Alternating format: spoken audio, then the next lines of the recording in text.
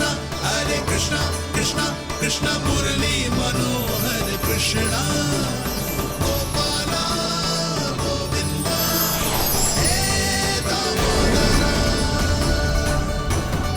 भाग्य,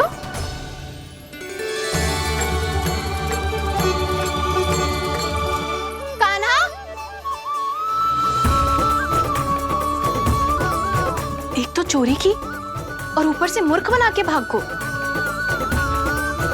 ये ठीक ना है, मुझे यशोदा जीजी को बताना ही होगा, और वो भी इसके घर पहुंचने से पहले।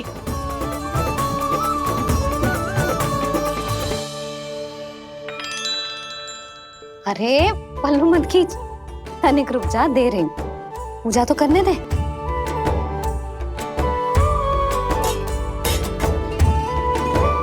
ले, अब जितना मन करे उतना प्रसाद खा।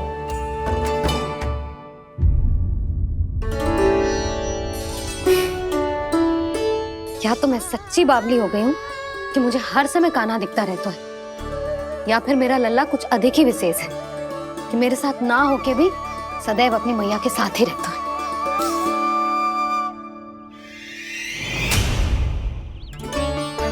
आज तो कैसे प्राण बचे, नारायण ही जानते हैं। मैं तो पाऊ को सिर पर लेके ऐसे सरपट भागो कि पूरे गोकुल में बड़ बोले। इस समय तो बड़ी बड़ी मत हाको, पर असली लाभ तो वानर महाराज ने उठाया है। पूरी की पूरी मटकी अकेले लेके निकल लिए। ये हमारी प्रतीक्षा कर रहा था ताकि हम माखन बांट सके। हमारे साथ ना दाऊ, उनके साथ।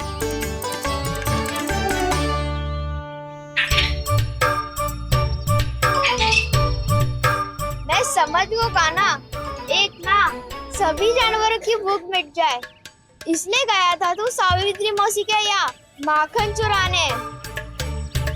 इससे पहले कि वो हमारे यहाँ पहुँच जाए, हमें घर पहुँचना होगा दाऊ, क्या ही कछु हो जाए, पर देरी ना होनी चाहिए। इससे पहले के बहुत समय बीत जाए, हमें ये समझना होगा कि लोभ आदमी की बुद्धि को भ्रष्ट कर देता है, हमारे सोचने समझने की क्षमता को नष्ट कर देता है। बहुत समय पहले की बात, एक साधु था, वो सुनसान घने जंगल में रहकर साधना करता था। ब्रह्म ज्ञान को प्राप्त करने ही वाला था कि अचानक से एक दिन उसे एक सुनहरी बिल्ली दिखाई थी। उसने उसे देखो तो सोचो कि ये तो बहुत सुंदर है, इसे तो मेरे पास रहना चाहिए, और उसने उस बिल्ली को अपने पास रख लिया। फिर उसने सोचो कि इसे तो दूध की आवश्यकता होगी और उसके लिए गाय की, तो उसने एक गाय भी रख ली। अब गाय को चारे की आवश्यकता होगी और चारे के लिए भूमि की। नारायण की कृपा से भूमि का प्रबंध भी हो गया। अब भूमि को जोतनो है, चारा उगानो है, चारा काटनो है और उसे गाय को खिलानो है। गाय को खिला के उसे दूध निकालनो है और दूध निकाल के बिल्ली को पिलानो है। कार्य बढ़ गो। अब उसे लगो कि सहायता के लिए 2 जोड़ी हाथ और होने चाहिए, तो उसने विवाह भी कर लियो। कुछ समय बीतो और संतान हो गई और उसे एक बड़े घर की आवश्यकता अनुभव हुई। इसी प्रकार धीरे धीरे लोभ ने उसे अपनी छाया में ले लिया और वो नारायण की साधना कर ब्रह्म ज्ञान को पाने के अपने परम लक्ष्य को भूल गो। फिर अनेक वर्ष बीतने के पश्चात उसकी अपने गुरु से भेंट हुई। पहले तो उन्होंने उसे पहचाना नहीं, और पहचानो तो उनने कही कि एक बार, बस एक बार अपने कर्तव्य से भटका था तू, और देख कैसे देखते ही देखते लोभ के जंजाल में गहरे ही गहरे धंसता चला गया। सोचो, कहीं उस व्यापारी को धन के लोभ में अपना वचन देकर आप सब भी यही भूल तो ना करने जा रहे। परिवार, घर द्वार, भोजन, सुख शांति जीने के लिए आवश्यक जिस सब कुछ तो है आपके पास। इसीलिए मुझे चिंता हो रही कि जिस प्रकार उस साधु ने ब्रह्म ज्ञान प्राप्ति का अवसर गवा दिया था, आप सब भी इस लोभ में आकर अपना सुख चैन ना गवा दो।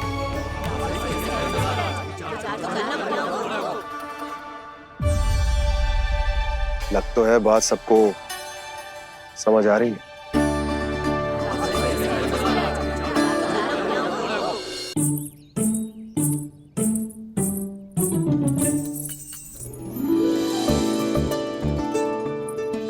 भाभी आसानी से ना मिलने देंगी कान्हा से, पर उसे देखे बिना रहा भी तो ना जा रहे हो मुझसे। कहाँ है वो? मुझ पे बहुत क्रोध है उन्हें। इतने शीघ्र शांत ना होगा, उन्हें मनाना तो पड़ेगा ताकि मैं नंद भवन में फिर से बिना किसी रोक टोक के आ जा सकूं। पर क्या बोलूं, कैसे मनाऊं उन्हें?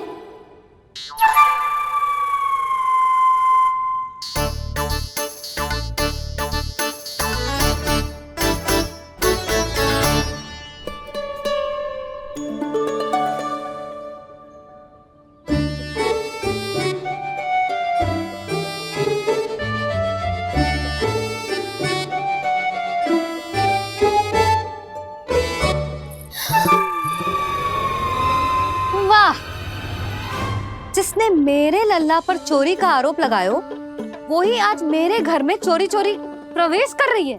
नाना भाभी, ऐसी कोई बात ना है। मैं तो बस ये देखने आई थी कि जसोदा भाभी का क्रोध शांत हुआ कि ना? सुन ले जानकी, मेरा क्रोध उसी दिन शांत होगा जिस दिन तू सारी गोपियों के सामने मेरे कान्हा पर लगाया आरोप वापस लेगी। चोरी करेगा तो आरोप ही लगेगा ना जीजी। फिर से आरोप? सावित्री, तू भी? कल तक मुझे ये थोड़ी पता था जीजी कि आपका कान्हा सच्ची में माखन चोरी में पारंगत है। आशा करता हूँ कि आप सभी को नंदराज का विचार और संदेश सही से समझ आगो होगो।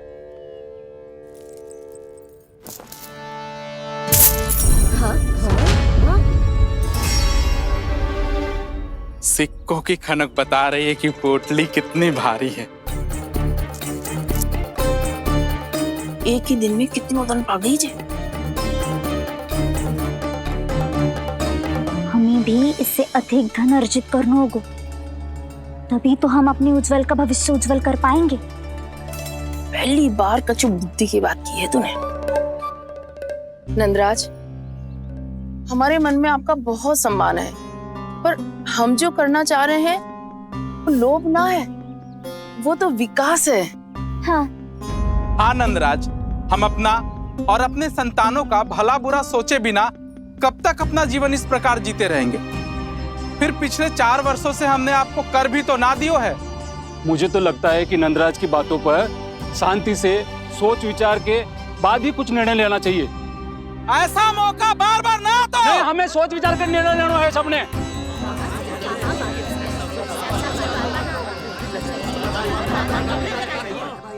चोरी में पारंगत? हाँ जीजी, उसने टोली बनाई है और उसका नाम भी रखा है चौर्य विद्या प्रसारण टोली, और आपका कान्हा उसका अध्यक्ष है। अच्छा, तो कान्हा पूरी टोली लेकर आया था चोरी करने तेरे घर? और नहीं तो क्या। पर एक बात बताऊं जीजी, मेरे बलदर को देखकर किसी का साहस ना हुआ भीतर जाने का, पर आपका कान्हा इतना साहसी है कि बिना भयभीत हुए इतने भयंकर बैल के निकट चले गए। सच्ची? और तेरे रक्षक बैल ने कुछ ना किया उसे? है ना अचरज की बात। क्रोध के स्थान पर वो तो उसके सामने ऐसे झुको जैसे कि प्रणाम कर रहा है। और जीजी, आपका कान्हा साहसी ही ना, बहुत चतुर भी है। मैंने मटकियां बहुत ऊपर लटकाई थी, पर बताओ कि बिना चौकी के मटकी को नीचे उतारने का उपाय किसने ढूंढा? किसने? आपके चतुर कान्हा ने। उसने अपने सखाओं को पर्वत बनायो और एक पक्के सेनापति की तरह बिना भयभीत हुए उनके ऊपर चढ़ गयो और मटकियां उतारने लगो। और एक ही ना, तीनों की तीनों मटकियां उतार ली।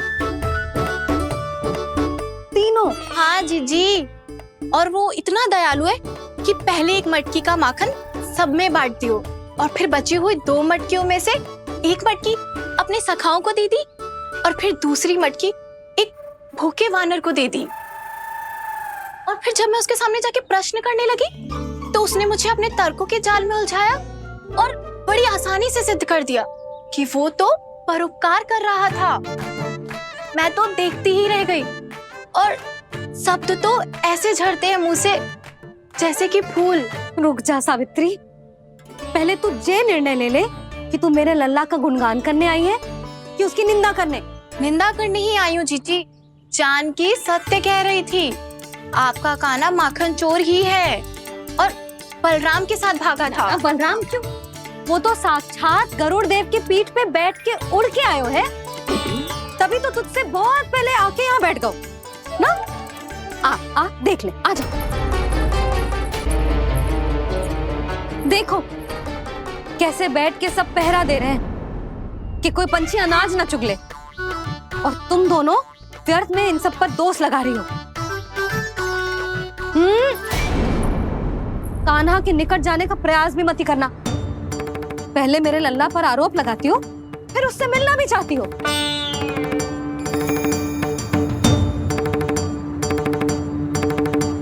पर जीजी चोरी, अरे उसे तो चोरी का अर्थ भी ना पता होगा। तुम दोनों को नारायण का भय भी ना है क्या? हाँ, मेरे लल्ला पर आरोप लगाने से पहले तुम दोनों को लज्जा ना आई? हे नारायण, अब आप ही बताओ मैं क्या करूं। लग तो है किसी की घोर दृष्टि लगी है कि बार बार मेरे लल्ला पर आरोप लगते हैं। किसी की क्या, तुम दोनों की दृष्टि लगी है। या तो तुम दोनों मनगढ़ंत कथाओं को सत्य बताना छोड़ दो, या फिर कृपा करके मेरे घर आना बंद कर दो।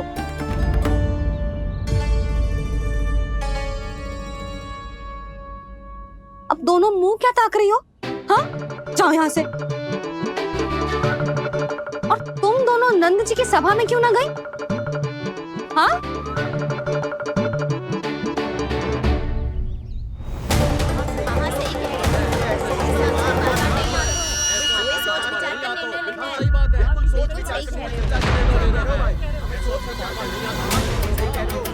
जी कौन? पहले तो कभी ना देखो इसे।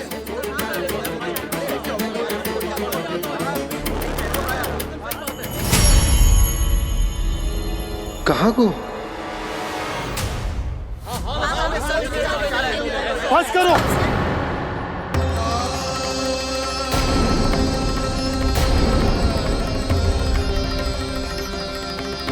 मेरी आंखों के सामने मैं गोकुल में इस तरह फूट पड़ते ना देख सकता। राजा हूं मैं, परंतु आज तक मैंने कोई भी निर्णय आप सब पर ना थोपो और ना ही आज थोपूंगा। मुझे पता है आप सबके पास कल सूर्यास्त तक को समय, इसीलिए मेरी विनती है कि आप घर जाकर रात्रि को इस बात पर पुनः विचार अवश्य कीजिएगा।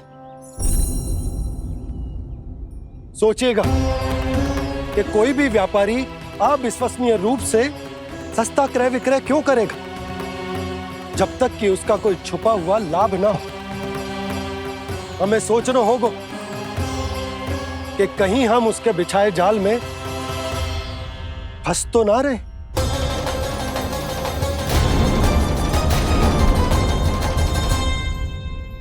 बच गए भैया, जैसे तैसे ही सही, पर समय से पहले पहुंच ही गए हो। सावित्री मौसी कनेक सी बात को इतना बड़ा चढ़ा के बोल रही थी जितना उज्जवल भी ना बोलतो।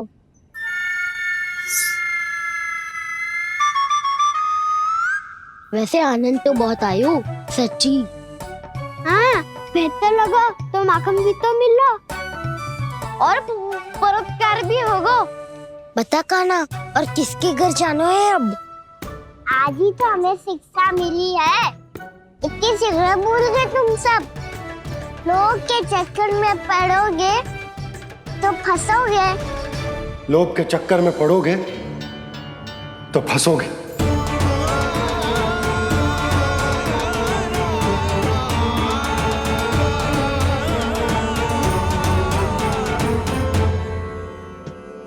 चोर, चोर कह रही है मेरे निर्दोष से बालक को।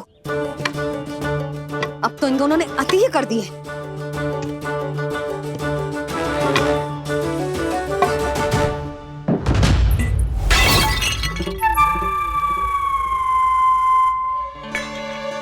से भी अभी फूटना था। वैसे ही मैं इतनी चिंतित हूँ। कैसे समझाऊं इन गांव वालों को?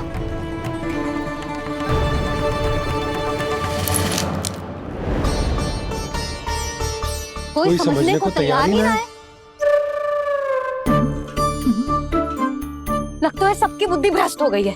सही कह रही हो यशोदा तुम। मुझे तो लगता है कि सोचना समझना ही छोड़ दिया सबने। अनेकों तर्क देके समझा दियो, सिद्ध कर दियो, पर इनकी मोटी बुद्धि में कछु आतो ही ना है। यशोदा तुम तो तर्क की कह रही हो, मैंने तो उदाहरण देकर समझाने को प्रयास किया, पर अपनी बुद्धि के आगे कछु ना समझ में आ रहा हो इन गांव वालों को। क्या सारे के सारे गांव वाले मेरे लल्ला पर आरोप लगा रहे हैं? जी क्या कह रही हो तुम? मैं तो गांव वालों की बात कर रहा हूँ जो नारायण के नाम पर वचन देकर उस अपरिचित व्यापारी को अपने दूध, दही, घी, माखन सब देने को तैयार है। लो कर लो बात। मैं गोपियों की बात कर रही हूँ जो लल्ला पर माखन चोरी का आरोप लगा रही हैं। और आज तो सावित्री ने भी लल्ला को माखन चोर कह के पुकारो है।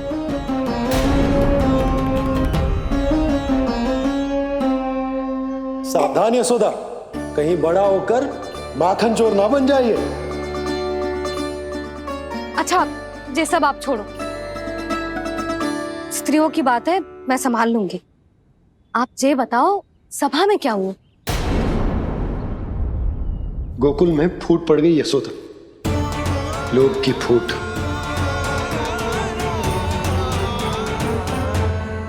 अरे रुको रुको रुको, व्यापारी जी रुकिए रुकिए। नंदराज ने प्रयास तो बहुत किया था व्यापारी जी, पर कुछ व्यक्तियों को छोड़ करके किसी के कान पे जूं तक नहीं रेंगी। इसका अर्थ फूट पड़ चुकी है लोभ की वजह से। बहुत ही शुभ समाचार लाए हो गुप्तचर। अब शीघ्र ही दिखेगा लोभ का चमत्कार।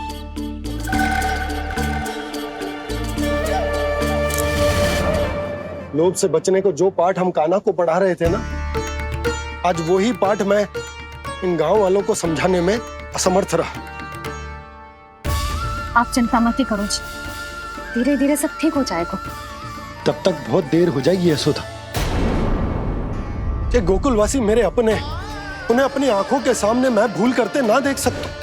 वो सुलक्षणा, वो उस व्यापारी के प्रभाव में आ गए, और शंकरी मौसी और सुमति भी सुलक्षणा के मार्ग पर ही चल रही।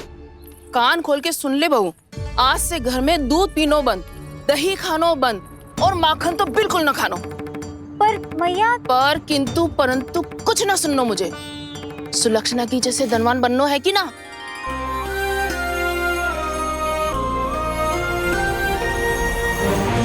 तो फिर जैसा मैं कहती हूँ वैसा कर, तभी तो अधिक से अधिक दूध, दही, माखन बेचकर अधिक से अधिक धन अर्जित कर पाएंगे हम। सुलक्षणा को उस व्यापारी की तरह धनवान बनना है और शंकरी मौसी को सुलक्षणा की तरह। ऐसे तो पूरा गांव ही लोभ में पड़कर कल उस व्यापारी के पास पहुंच जाएगा। अब तो फिर स्त्रियों को मुझे अपने ढंग से समझाना पड़ेगा। अब गोकुल वासियों को चाहे कोई भी कितना भी समझा ले, बुझा ले, ज्ञान बांटे, उन्हें केवल एक ही भाषा समझ में आएगी, लोभ की भाषा। लगता है आपके पास बहुत उत्तम योजना है व्यापारी जी। सब झटक लूंगा।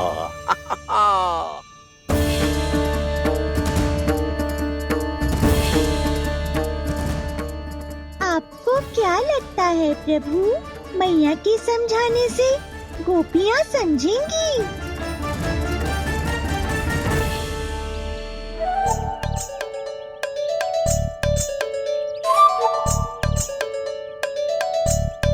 कान्हा, और कितनी प्रतीक्षा करवाएगो? अब बता भी दे, माखन चुराने किसके घर जाना है? इतना आसान ना है निर्णय करना। समय लग तो है, सोच विचार करना पड़ता है, पर ये निर्णय किया कैसे जाए पता है मुझे। लगता है ये निर्णय करना पड़ेगा कि बचना कैसे है।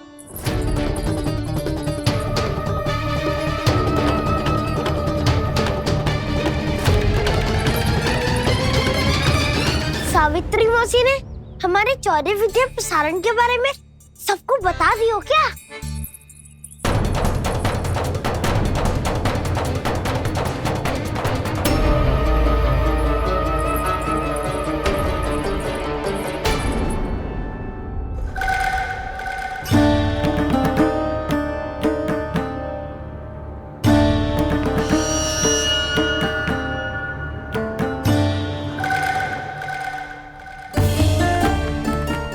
शीघ्र आओ, छोटी माँ बुला रही है।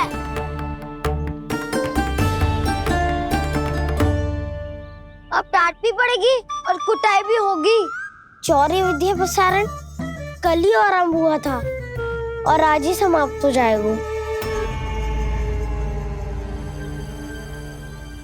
सब इतने गंभीर क्यों है आज?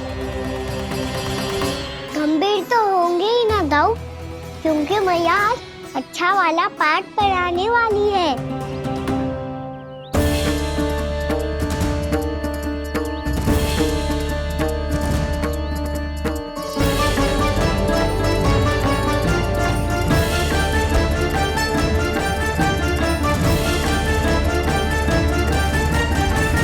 तुम दोनों चलो आओ बैठ जाओ।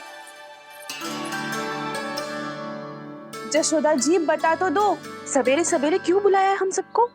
रुको, इतनी शीघ्रता क्या है? पहले इन बालकों को कुछ खिलाने तो दो। अभी खेलने निकलेंगे ना, पूरी दोपहर दिखाई ना देंगे।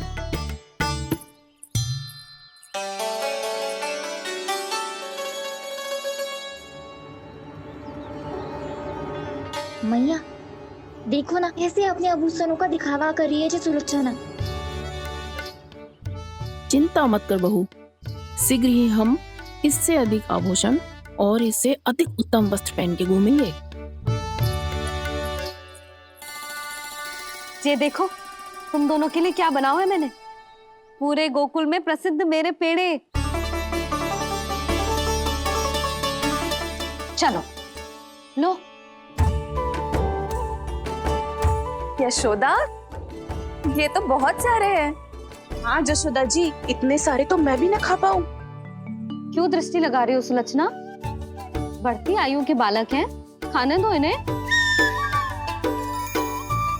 तुम सब कछु मत सुनना, जी भर के खाओ। देखा ना?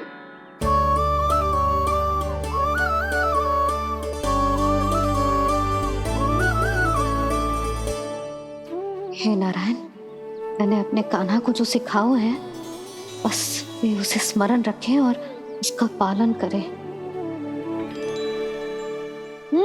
ले और ले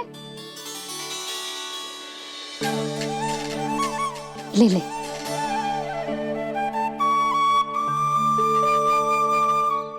आज तो एक के बाद एक पेड़ मिल रहे हैं, वो भी बिना रोक टोक के। मैया 2 के बाद तीसरी मिठाई बड़ी कठिनाई से खाने देती है, पर आज सादा लाड पेड़ों के माध्यम से जिता रही है। कछु तो रहस्य है। प्रभु, क्या आप भी वही सोच रहे हैं जो मैं सोच रही हूँ? कोई परीक्षा तो नहीं ले रही है ये? किस सोच में पड़ गए तुम दोनों?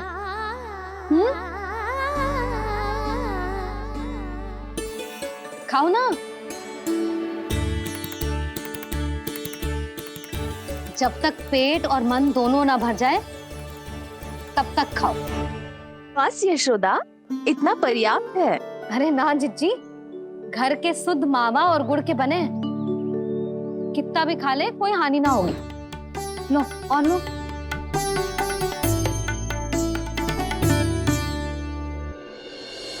प्रभु, परीक्षा ही है ये तो खाए जा रहा है, कहीं मेरी दी हुई सीख भूल तो ना खाओ, सारा खेल बिगड़ जाएगा। सदैव स्मरण रखियो लल्ला, लोग बहुत भयानक होते हैं, बहुत भयंकर। जे एक बार हमारे मन में प्रवेश करके हमें भीतर से ही जकड़ लेते हैं, इसके कारण हम अधिक से अधिक पाने की इच्छा करने लगते हैं। क्या हुआ कान्हा, रुक क्यों गए?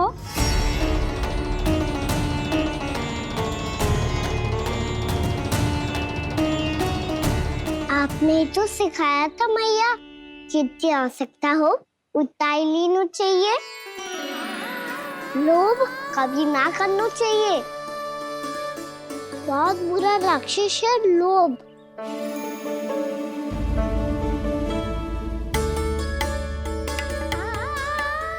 बुरा और खाने में कोई बुराई ना है कान्हा, ले ले। ना मैया, लो मैं अधिक खाऊंगा तो फिर पेट पकड़ के बैठना पड़ेगा।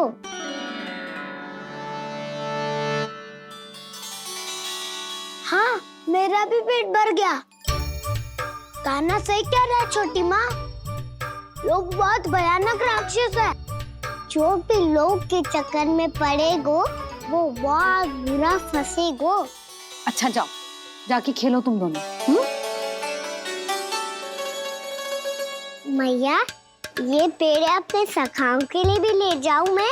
हाँ लल्ला, ले जा, अवश्य।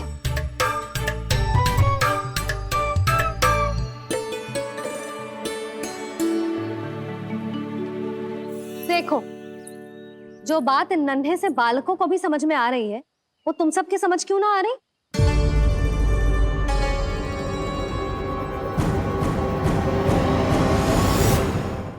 क्या समझाना चाहती हो जशोदा जी, तनिक खुल के बोलो। जब बसंता खाने के बाद भी हलवा खाने का हट करतो है तो उसे मना क्यों करती है?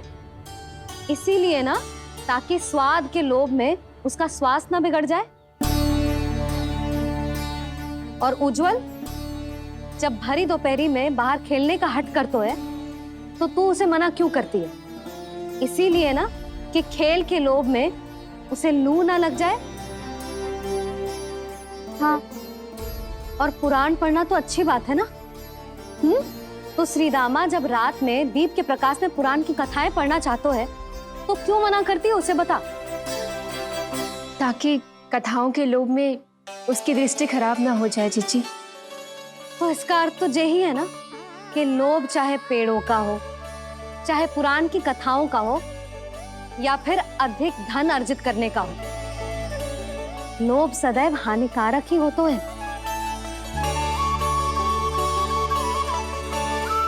जे बात तुम ही सब ना समझोगी तो अपने बालकों को कैसे समझाओगी? बोलो। हम सबकी मैया यहाँ क्यों आई है? डांट पड़ी क्या? चौरी विद्या प्रसारण टोली के बारे में सबको पता चल गो क्या? चिंता के चने चबाना छोड़ो और ये पेड़े खाओ। भीतर और भी गंभीर समस्या पे चर्चा चल रही है। कैसी समस्या? लोग की भयानक राक्षस की समस्या। व्यापारी जी, नंद जी ने कल सभा बुलाई थी और आज रानी यशोदा जी ने सारी स्त्रियों को अपने घर पे बुलाया है, तो आपको नहीं लगता कि हमें कुछ करना चाहिए? करना तो चाहिए गुप्तचर। सबसे पहले हमें हाट जाकर गोकुल वासियों की प्रतीक्षा करनी चाहिए। सूर्यास्त से पहले वो सारे मूर्ख वहां आने वाले हैं, मेरे सामने नारायण के नाम का प्रण लेने। उन्हें चाहे कोई भी कितना भी समझा ले बुझा ले, उससे कोई अंतर नहीं पड़ेगा गुप्तचर। हमारा वास्तविक धन क्या है? दूध, घी, दही, माखन, यही ना? हाँ, तो श्री नारायण की कृपा से तो हमारे पास इसकी कोई कमी ही ना है। तो हम सब तो पहले से ही धनवान हुए ना। तो फिर जे गोधन अपने परिवार और संतान में बांटने के बाद जो भी बचतो है वो तो हाट पे बिखी जातो है ना। तो फिर मथुरा के किसी अपरिचित व्यापारी के साथ माथा फोड़ने की क्या आवश्यकता है? जशोदा जी, हम आपकी और नंदराज की चिंता समझते, पर इसकी कोई आवश्यकता ना है। कुछ उल्टा सीधा नहीं करेंगे हम। विश्वास रखो यशोदा, हम जो कुछ करेंगे समझदारी से करेंगे। लोभ में आके कोई निर्णय नहीं लेंगे हम लोग, है ना? हाँ। अच्छा, अब चलती हूँ।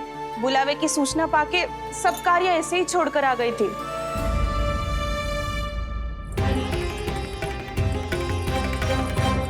अब किसको घेर लियो? लोभ के भयानक राक्षस ने। ये तो तभी पता चलेगा जब वो सब बाहर आएंगी। तब तो सबको बहुत ध्यान से देखना पड़ेगा।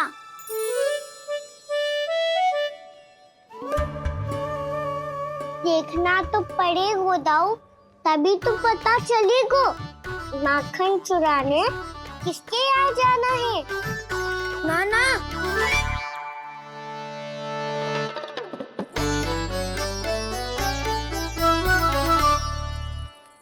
लोग का राक्षस तो उनके पास दिख ना रहे हुआ है।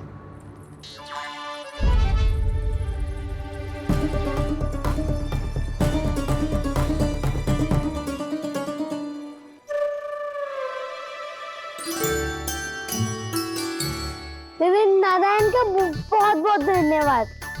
कान्हा, मेरी मैया को घेर रहे है क्या उस राक्षस ने? यशोदा भाभी और नंद भैया कितने चिंतित थे ना। पक्का कछु न कछु कारण तो अवश्य होगा। हाँ, मुझे भी सच लग रहा है कि धनवान बनने के चक्कर में मैं तनिक ज्यादा ही लोभ में पड़ गई थी। नहीं, बस गए। और मेरी मैया दादी, उनका क्या गाना?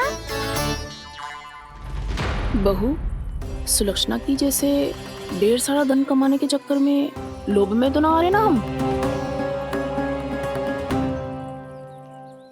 हे नारायण, बहुत कृपा है आपकी। लगता है लोभ का राक्षस किसी को अपनी चपेट में नहीं ले पाया। लेता भी कैसे दाऊ? मेरी मैया ने जो समझायो है। क्या लगता है यशोदा, इन्हें समझ आया होगा? आशा तो यही है, और अब भी ना समझी तो फिर तो नारायण भी ना समझा सकते।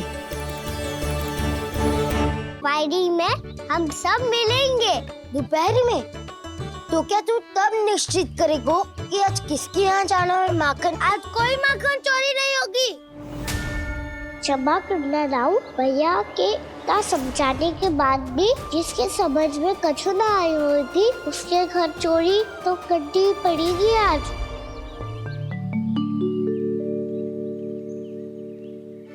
व्यापारी जी, सारी स्त्रियां एक साथ यहीं आ रही हैं।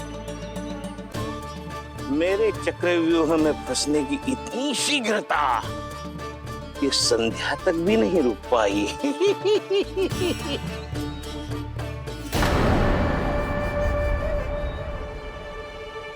पर ये आपके तरफ ध्यान क्यों नहीं दे रही हैं? लगता है गोकुल की रानी ने इनको पाठ पढ़ा ही दिया। अब आपको ही कुछ करना होगा व्यापारी जी। करूंगा, अपनी चाल सबसे अंत में चलूंगा, किंतु अभी उनके लिए एक घोषणा ही पर्याप्त होगी। तुमने सबको सूचित तो कर दिया है ना कि सबको अग्रिम धनराशि मिलेगी, वो भी दूध, दही, माखन, घी बेचने के बाद नहीं, वो पहले ही मिला करेगी। वो भी केवल एक दिन की नहीं, पूरे सप्ताह की। मैं बिल्कुल सही कह रही थी। यशोदा जी और नंदराज व्यर्थ ही चिंता कर रहे थे। यदि इन व्यापारी जी के मन में कोई मैल होता तुझे अग्रिम धनराशि थोड़ी ना देते। बात तो तुम सही कह रही हो सुलक्षणा।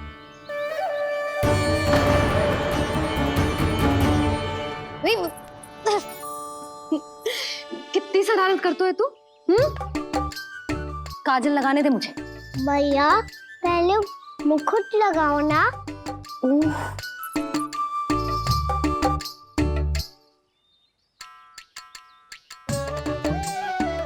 और मेरी मुन्नी? हाँ हाँ, रुक जा। ले बस, होगा प्रसन्न? भैया, मैं ना चाहता मैं ऐसे फिर से भूल जाऊं।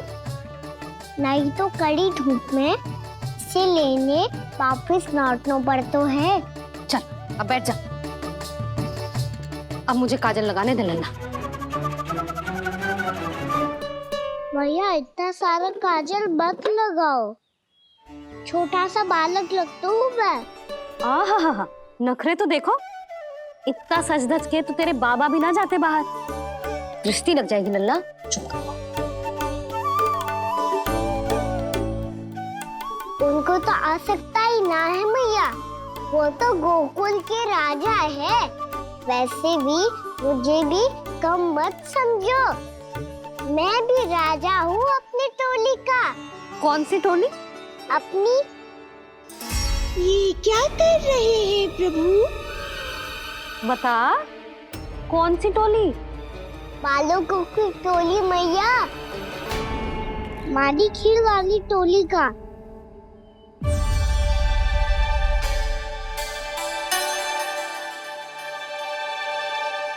क्या हुआ जी? देखो जी, आप इतनी चिंता मत ही करो। आप गोकुल के राजा हो और जे बालकों की टोली का राजा है, तो मैं भी जसोदा हूँ, मैं कोई कम थोड़े ना हूँ। मैं भी गोकुल की स्त्रियों की रानी हूँ। मैंने सबको समझाओ है, सब समझ गई हैं। उपनंद भैया से बात करके आ रहा हूँ अभी। पता चलो है कि उस व्यापारी ने अग्रिम राशि का लोभ दिया है सबको। मुझे ना लगता तुम्हारे समझाने का कोई लाभ हो। अभी तो ये सब समझ के गई, बोल के भी गई कि अब उस व्यापारी के फेर में ना फंसेंगी। इतनी शीघ्र पलट गई। इन सब में अपनी बुद्धि ना है क्या? जब कोई विकार मन में बस जाता है ना यशोदा, तो सूझबूझ सब समाप्त हो जाती। तो मुझे ही कच्चू करना पड़ेगा। मैया मैं जाऊं? हाँ तू जा।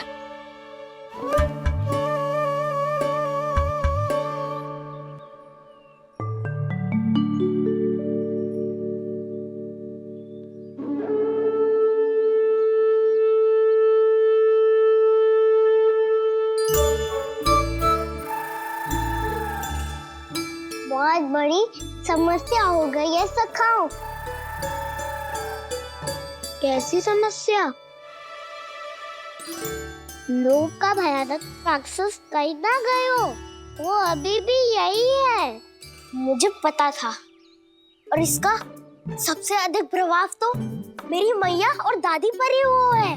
तुम सच कह रहे हो उज्जवल? हाँ। अरे कछु ना बलदाऊ, जे बड़ बोला तो ऐसे ही बात करते रहेगा, बड़ा चढ़ा के। बड़ा चढ़ा के नहीं बोल रहा हूँ मैं। आज से घर पे दूध दही माखन घी सिर्फ एक बार ही मिलेगा। पर क्यों? ताकि अधिक से अधिक दूध दही माखन घी बचाकर उस व्यापारी को 2 गुना मूल्य पे बेचा जाए। इतने से तो काम ना चलेगा। उस सुलक्षणा से, और मैं तो कहूँ सुलक्षणा से ही क्यों, पूरे गोकुल में सबसे अधिक धनवान बनना है तो और माखन जमा करना पड़ेगा। हाँ हाँ मैया, लाओ मैं इसे ऊपर रख देती हूँ। चोरी चुपके से खा तो ना जाएगी ना? तेरी घबराहट बता रही है कि घर से निकलने से पहले तूने थोड़ो माखन तो खाया है। सच्ची बोल। ना ना मैया, मैं क्यों माखन खाऊंगी? मैं भी तेरी मैया हूँ लाली, माप के रखो तो मैंने।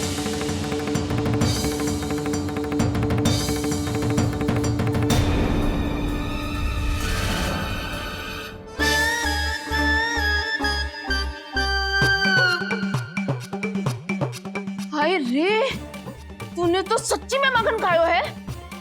तनिक भी लज्जा ना आई तुझे? असत्य बोलने से पाप लगता है मैया, और जितनी बार आप माखन नाप रही है उतनी बार डंडी पे लगा माखन आप स्वयं चाट रही है, और दोष मुझ पे दे रही है। वो तो बस मैं इसलिए चाट रही थी कहीं व्यर्थ ना जाए। और तेरी जीभ है कि तीखी मिर्ची। एक तो मैया से बहस करती है और चोरी चुपके स्वयं खा के मैया पे दोष भी धरती है। हे नारायण, कैसी बहू दी है मुझे। जा दूर हो जा मेरे कक्ष से, और माखन के तो आसपास भी दिखने की आवश्यकता ना है। इस चटोरी को तो कोई भरोसा ना है। माखन को तो सुरक्षित स्थान पर रखना पड़ेगा।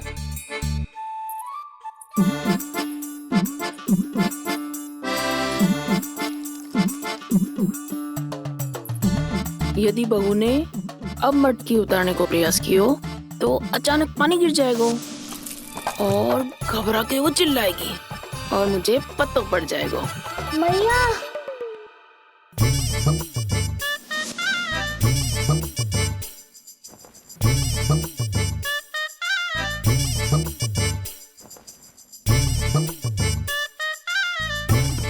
ये माखन तो मैं किसी को छूने भी ना दूंगी, तभी तो बनूंगी धनवान, बहुत धनवान। मैया माखन बेचने कहीं अकेली ना निकल जाए। जे तो पता भी ना चलने देगी कि कितना धन मिलो है। इन्हें अकेली धनवान ना बनने दूंगी मैं भी बनूंगी धनवान, बहुत धनवान। पहले तो जब चाहे तब भरपूर माखन खा सकता था, पर अब दोनों तो ऐसे संभाल के रखती हैं कि जैसे माखन की मटकी ना स्वप्न का कलश हो। मेरे यहाँ भी ऐसा ही हो रहा है। नारायण का बहुत बहुत धन्यवाद। नंजी और जशोदा जी की बातों में आने से पहले ही सत्य का पता चल गया।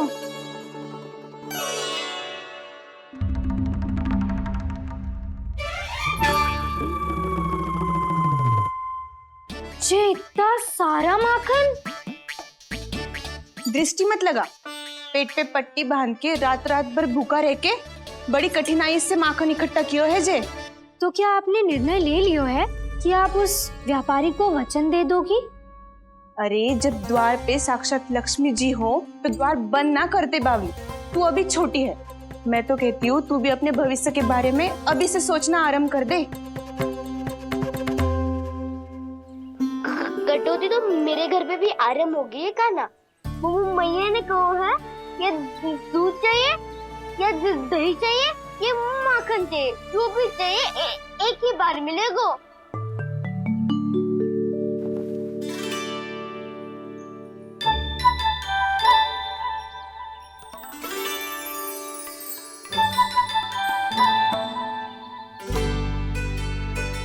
तब हमारी टोली को ही कुछ करना पड़ेगा। तुम सबको तुम्हारा अधिकार मिले, ये हमारा कर्तव्य है।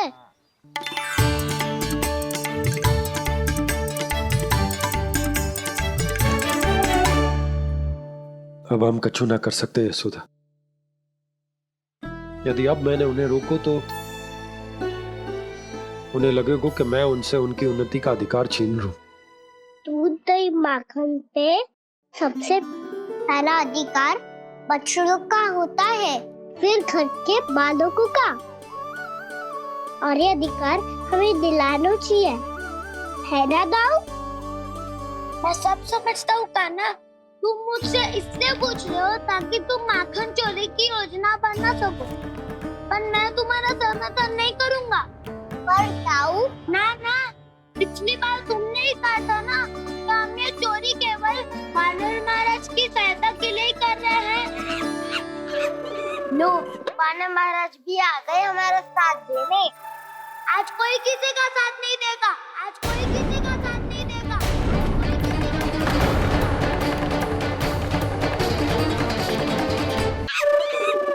लो, वानर महाराज भी आ गए हमारा साथ देने। आज कोई किसी का साथ नहीं देगा।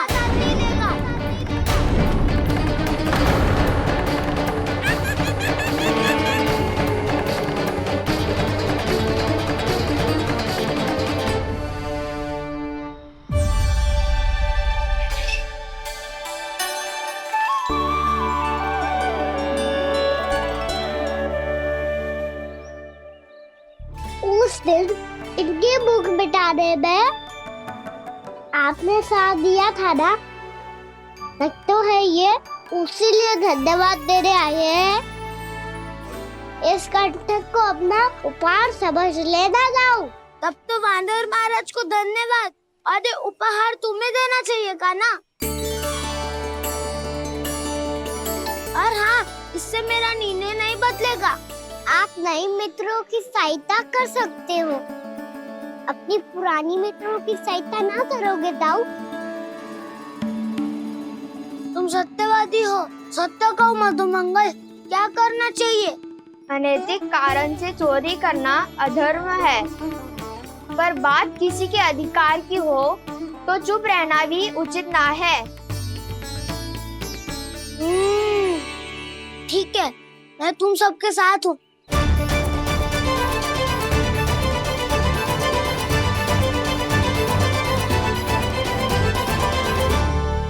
देखो जी, इन भोले भाले बालकों को ये भी ना पता कि इनके मैया बाबा कितनी बड़ी भूल करने वाले हैं। तो बताता ना, किसी घर से आराम करना चाहिए हमें। वसंता, नाना मेरे घर से ना। उज्जवल, मेरे घर तो असंभव है काना। मेरी मैया और दादी किसी योद्धा से कम ना है। आग गड़ा के दिन रात सुरक्षा करती है मटकी की। नन्ना मुरली इधर ही छोड़ गए, मैं देख के आती हूँ जी। इतनी गंभीर चर्चा चल रही है और यशोदा को खाना की मुरली की पड़ी। पर किसी ना किसी के घर से तो आरंभ करना पड़ेगा। किसके घर और क्या आरंभ करना पड़ेगा? हाँ,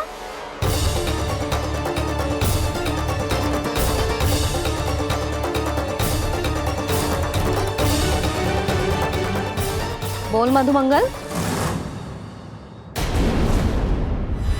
सत्यवादी से मत पूछो भैया, ये तो सारा रहस्य खोल के रख देगा।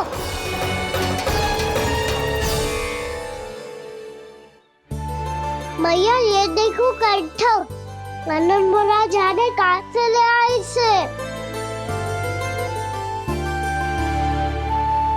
अच्छा, तो तुम सब घर घर जाके जे पता लगाना चाह रहे थे कि जे किसका है ना?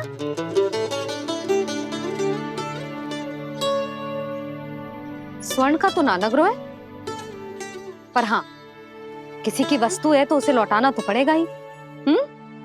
मैं बताती हूँ तुम सबको किसके किसके घर जानो है।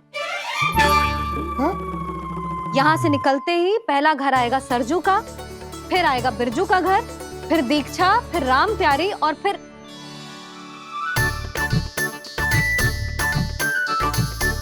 अब इतने सारे नाम तुम लोग कैसे स्मरण रखोगे?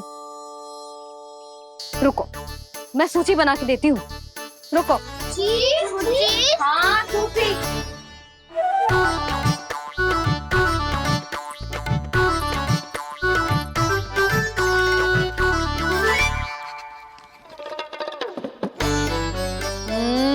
व्यवधान मत ही डालो, किसी का नाम भूल गई तो? जाने अनजाने ताई जी भी शौर्य विद्या प्रसारण टोली की सदस्य बन गई है आज।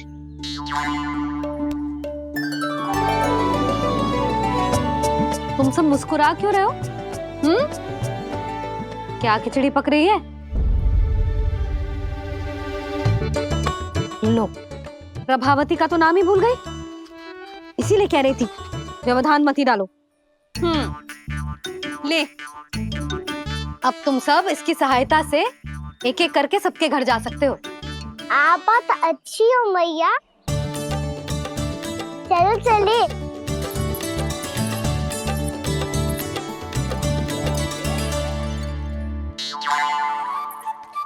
अरे, अब आप कहाँ चलिए?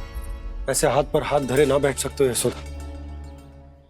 उपनंद भैया से चर्चा करने जा रहा हूं, हो सकता है कोई उपाय सूझ जाए।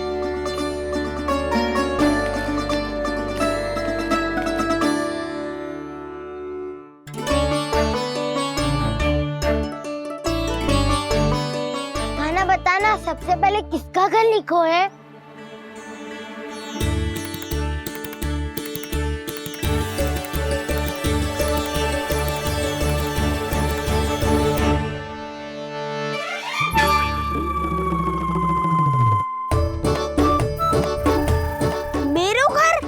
भैया का आदेश से उज्जवल, सूची का पालन तो करना ही पड़ेगा। शीघ्र ही सुलक्षणा की तरह बहुत सारे आभूषण पहनकर घूमूंगी मैं भी।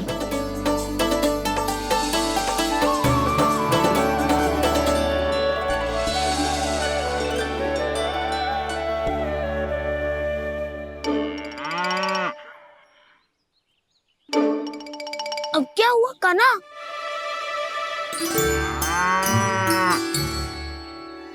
जिनकी आवश्यकता हमसे अधिक है, उन्हें अपना अधिकार भी हमसे पहले मिलना चाहिए।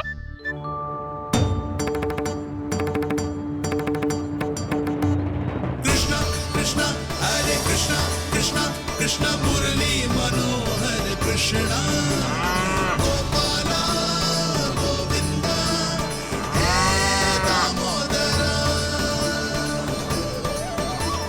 कृष्णा कृष्णा हरे कृष्णा कृष्णा कृष्णा मुरली मनोहर कृष्णा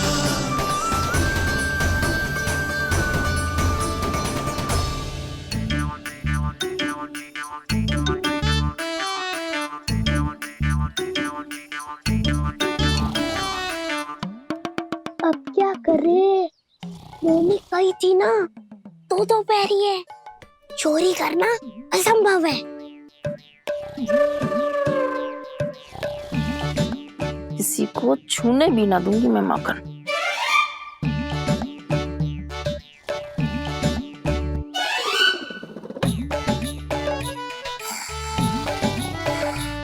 अरे दादी नींद में बड़बड़ा रही हैं। पर समस्या ये है कि सारा का सारा दूध दही माखन उनके कक्ष में है।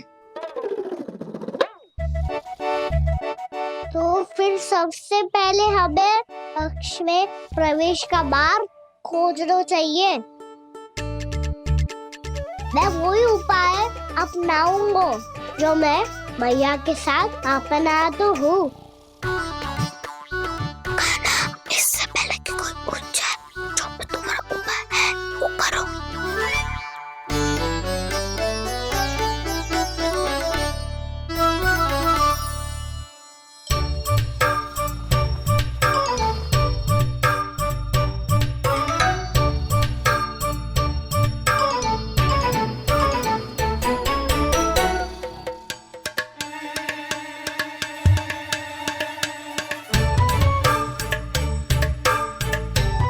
इससे क्या होगा?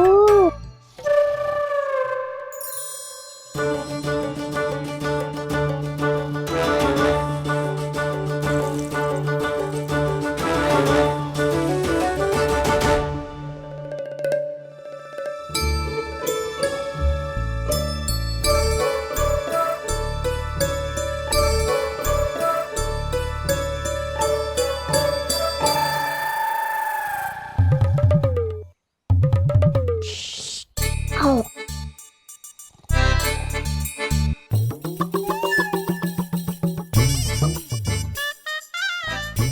अरे चल ना।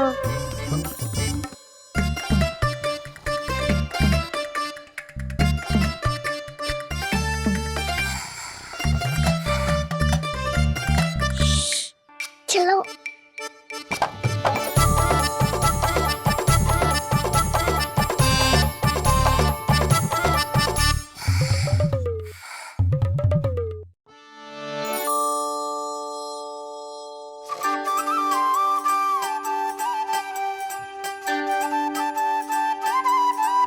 बड़े सौभाग्य उसने है पाए, कान्हा जिस घर से माखन चुराए, सूरी डोली को माखन खिलाए, बड़ा नटखट है नंद किशोर। भोला भाला कान्हा है माखन का चोर, अरे भोला भाला कान्हा है माखन का चोर।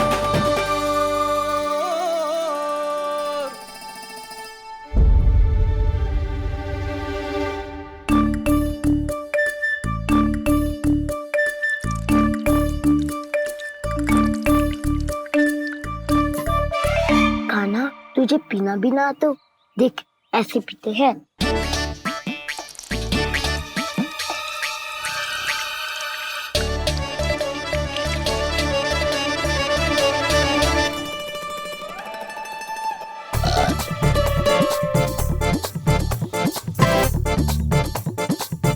दूध दही माखन सब समाप्त। पर पेट तो तभी भरेगो जब माखन मिलेगो। पर माखन है कहाँ?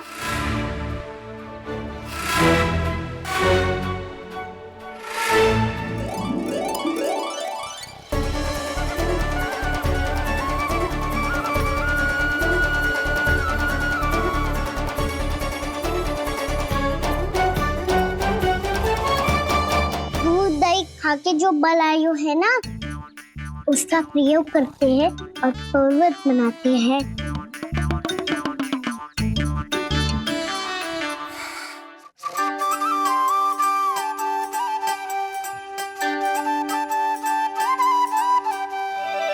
ना ध्वनि कोई हो ना पता कुछ लगे, आए चुपके से ग्वालों की टोली। चाहे कितना बचाओ छिपाओ कहीं, सारा मक्खन ये कर जाए खाली।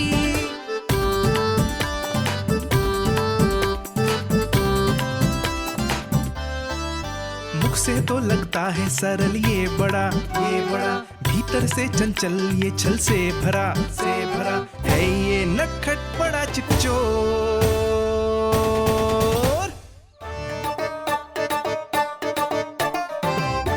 कोई हाथ भी मत लगाइयो मेरे माखन को। बहुत सारा धन अर्जित करूंगी मैं, बहुत सारा।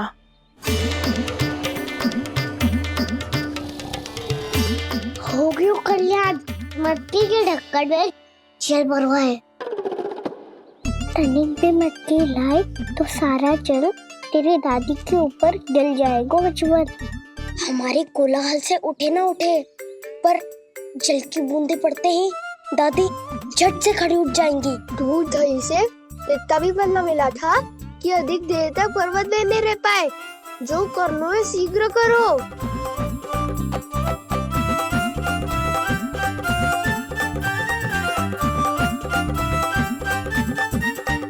वसंता पूजा करते कमल का फूल लिया।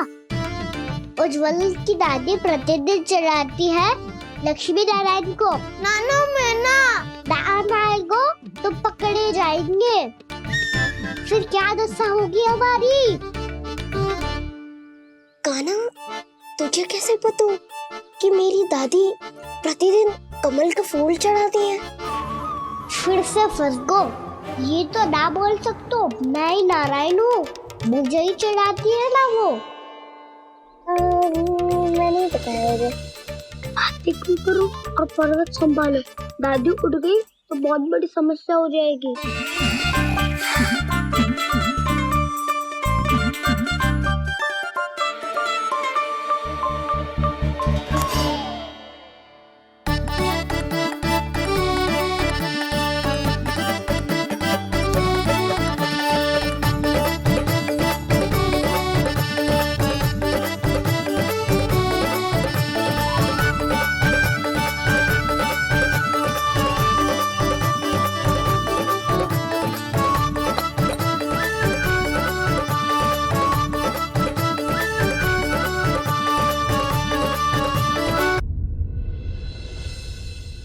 हे नारायण, मुझसे ना अपने पति की चिंता देखी ना जा रही, कुछ खा के भी ना गए। अब आप ही संभालो अपने गोकुल वासियों को। हाँ, नहीं तो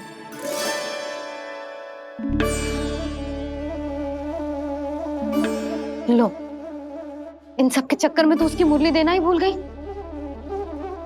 अब जो इतनी कड़ी धूप में वापस लौटे, इससे अच्छा मैं ही देके आती हूँ। सूची के अनुसार अब तक शंकरी मौसी के यहाँ पहुंचे होंगे सारे के सारे। आज तो प्रभु रंगे हाथों पकड़े जाएंगे।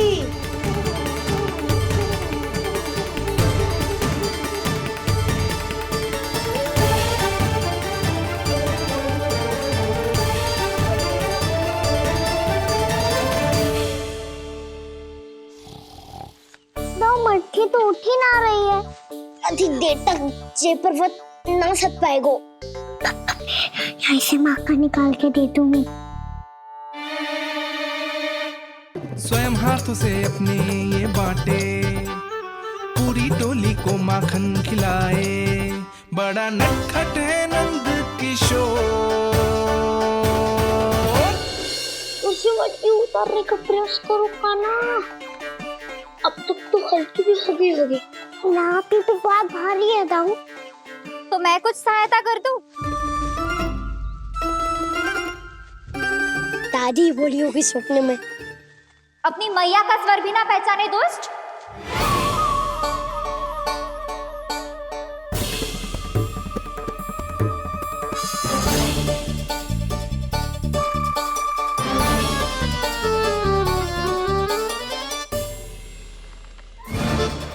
पूरे फंसे।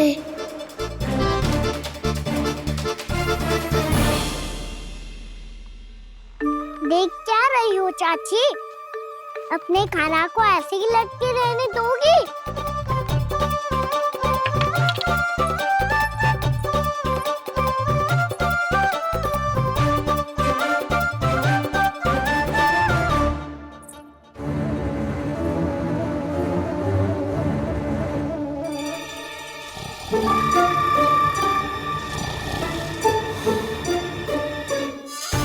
अरे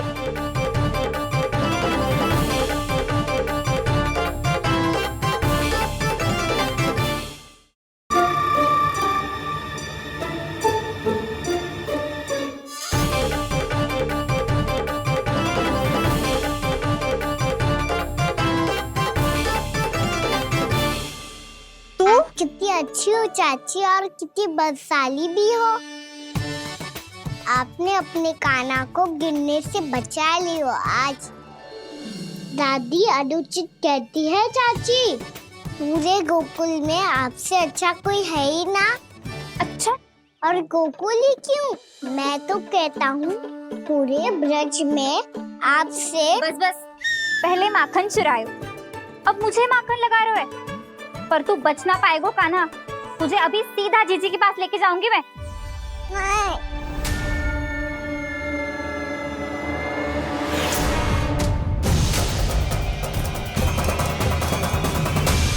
चाची, आप जानकी और सावित्री मौसी जैसे मुझ पर आरोप लगा रही हो। रोज छोड़ के एक बार मेरी ओर देखो तो सही। बताओ, मैं इतना भोला भला चोरी कर सकता हूँ क्या?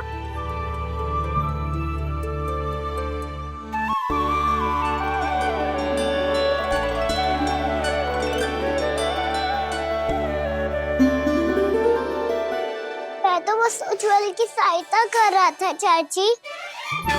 उसने कही थी कि उसको आजकल माखन ना मिल तो बस इसलिए।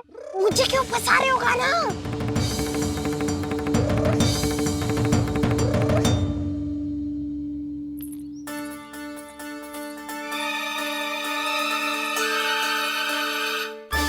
फंसेंगे तो वो देखो।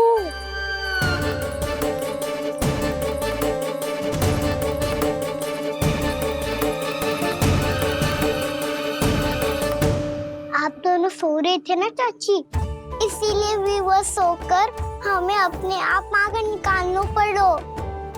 अरे अरे, रो मत कान्हा, मैं तुझे डांट नहीं रही थी। चल बस चुप हो जा।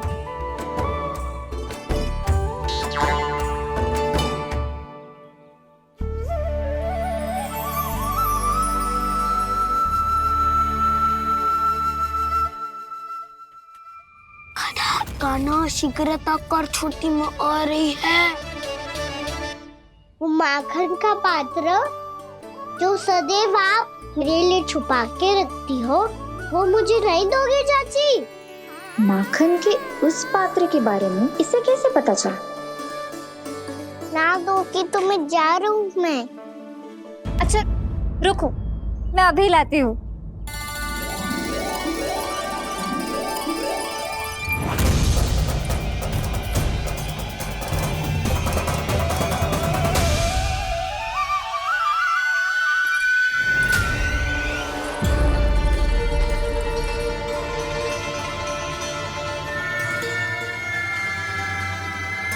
सही कह रहे थे नंदराज, मैंने इतना समझायो इन्हें, इन पर तो कोई प्रभाव ही ना पड़ो।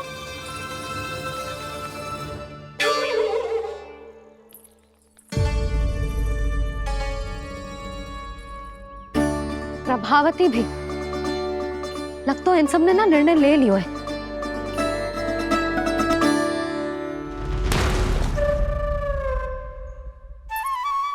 ये ले।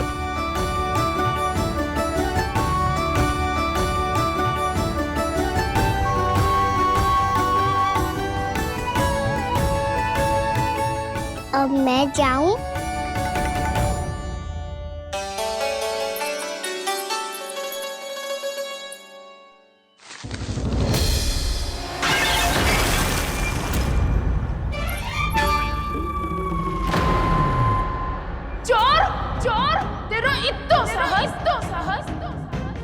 मेरी आंखों के सामने तुमने माखन चुराया। कान्हा, कान्हा,